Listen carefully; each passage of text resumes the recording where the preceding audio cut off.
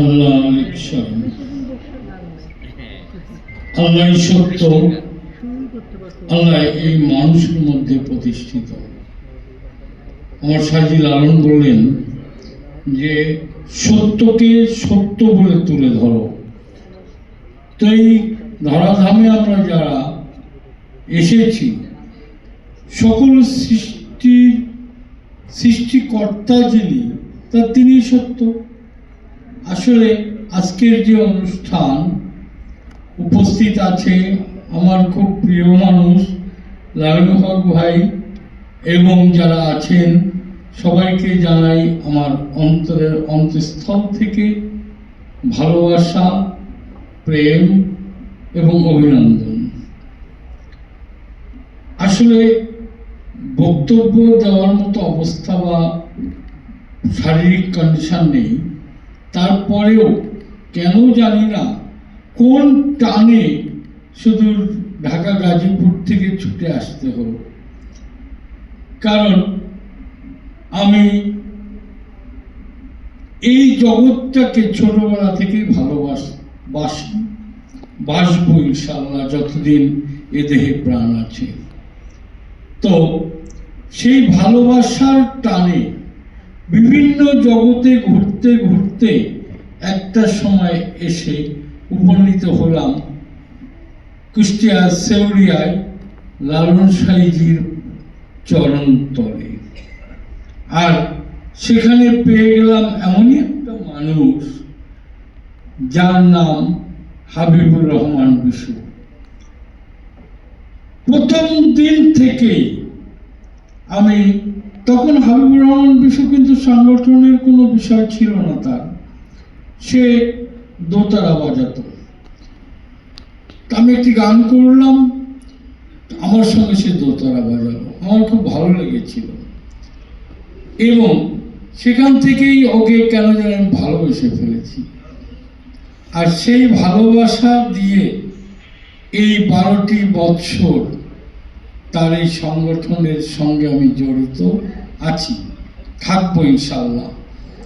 যদি আল্লাহ আমার হায়াতের জিন্দেগি রাখে, যতদিন আছি দিন দিন এই সংগঠন যেন আরো সুন্দর পরিসরে, যেমন আমি একটা কথা বলেছে যে এই কুষ্টিয়া সাইজির নামের উপরের অনুষ্ঠান এরকম বদ্ধ ঘরে হওয়ার কথা নয়। তবে বর্তমান প্রেক্ষাপটে দেশের যে অবস্থা, সে কারণেই হয়তোবা আমাদের এখানে করতে হয়েছে। এটা আপনারা ক্ষমা সুন্দর দৃষ্টি দিয়ে দেখবেন, কারণ এই অনুষ্ঠান আমরা অনেক বড় করে করতে পারি বা পারবো ইনশাআল্লাহ।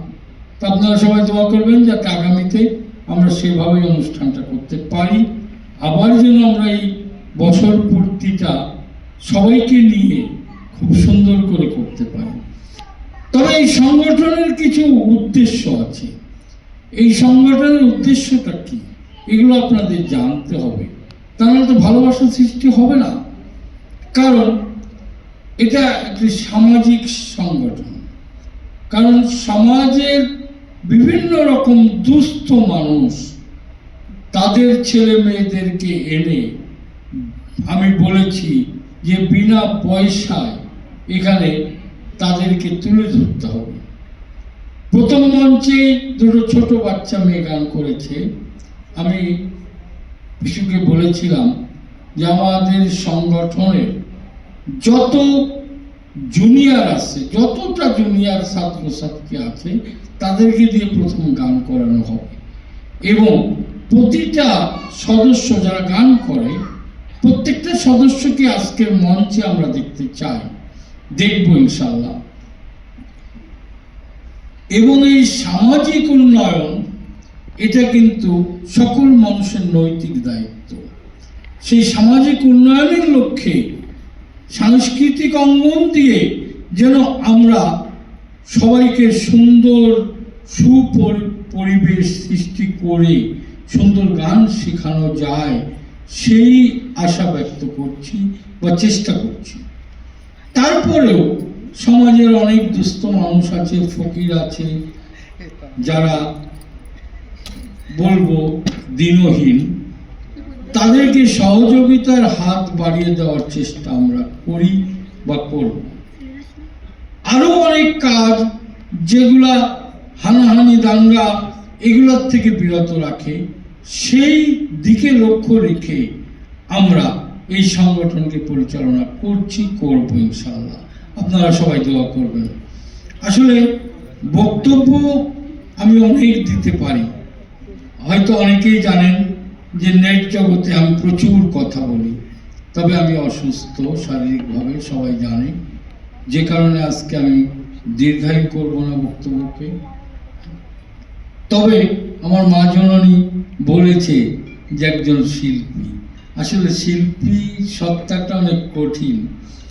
আমি শিল্পী হতে চাইনি কখনো, আমি শিল্পী তৈরি করতে চেয়েছি। যেমন অ্যাডভোকেট লালন হক ভাই, যার সারাটা জীবন সে কিন্তু কোনোদিন গান করে না, দেখিনি কোনোদিন, কেউ দেখেছে কিনা আমি জানি না, তবে শিল্পীর পৃষ্ঠপোষকতায় সে নিজেকে উৎসর্গ করে আমার জানা মতে। তা আমিও সেরকম একজনই হতে চাই বা হওয়ার চেষ্টা করছি। কাজেই শিল্পী সত্তাটা আমার মধ্যে আছে, নেই বললে আবার ভুল হবে, আছে। কারণ ছোটবেলার থেকেই আমার পারিবারিকভাবেই এই শিল্পী সত্তা আমি অর্জন করেছি এবং ছোটবেলা থেকে গান করি, কিন্তু কখনোই আমি যে বড় একজন শিল্পী হব এই মন মানসিকতা নিয়ে আমি কখনো গান করি নাই। কারণ আমি চাইনি যে শিল্পী হিসাবে আমার পরিচিতি আসুক, আমি চেয়েছি যে একজন মানুষ হিসাবে আমার পরিচিতি হোক সবার মাঝে, আর সেই চেষ্টাই করে যাচ্ছি। এখানে আমারই ছাত্র বা আমার ভক্ত আছে যারা গান করেছে মঞ্চে, তো এরকম অজস্র মানুষ বা ছেলে মেয়েকে মানুষ করাটাই আমার দায়িত্ব। আর সেই দায়িত্ব নিয়েই আমি ভাবনগরের সঙ্গে আছি, দীর্ঘদিন প্রথম থেকেই আছি, এবং অনেক চড়াই উতরাই আমাদের পার হতে হয়েছে। কোনো এক সময় এই ভাবনগরকে নিয়ে অনেক খেলা চলেছে, এটা আপনারা অনেকেই জানেন। আর সেই খেলায় আমরা হেরে যেতে রাজি ছিলাম না। তো বিশু একদিন আমাকে ফোন দিয়ে বলল যে সাইজি, এই অবস্থা এখন কি করি, তাকে ভাবনগর তাদের হাতে তুলে দেবো? আমরা অসম্ভব, আমি এনাম শাহের এক বিন্দু রক্ত থাকতে এই ভাবনগর আর কারোর হাতে যেতে পারে না। এটা ভাবের দেশে আমরা চলি, ভাবের দেশ থেকে আমরা তুলে এনেছি, আর সেই ভাবকে আমরা বিক্রি করতে রাজি নই।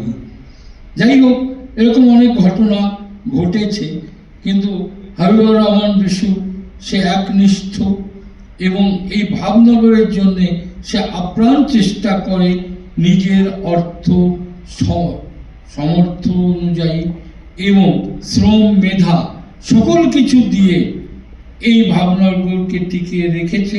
আমি তার পাশে আছি, থাকবো ইনশাআল্লাহ।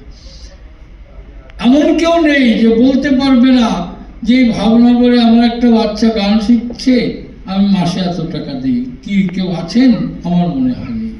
কারণ আমি বলেছি যে এই ভাবনগরের জন্যে আমার যা কিছু আছে তার থেকে কিঞ্চিত হলেও আমি অবশ্যই চেষ্টা করব যে এই ভাবনগর যেন ভাব নিয়েই চলতে পারে, এটা যেন অর্থের বিনিময়ের প্রতিষ্ঠান না হয়, অর্থলগ্নি প্রতিষ্ঠান না হয়। এটা সামাজিক প্রতিষ্ঠান এবং সামাজিকভাবেই আমরা মানুষকে এই প্রতিষ্ঠান থেকে সুন্দর কিছু উপহার দিতে চাই। আসলে বক্তব্য আর করব না, আমি যন্ত্রীদের সবাইকে মঞ্চে আসতে বলবো। যন্ত্রীরা কোথায় আছে? হ্যাঁ, ও আরেকজন আলোচনা করবে। আচ্ছা, যাই হোক।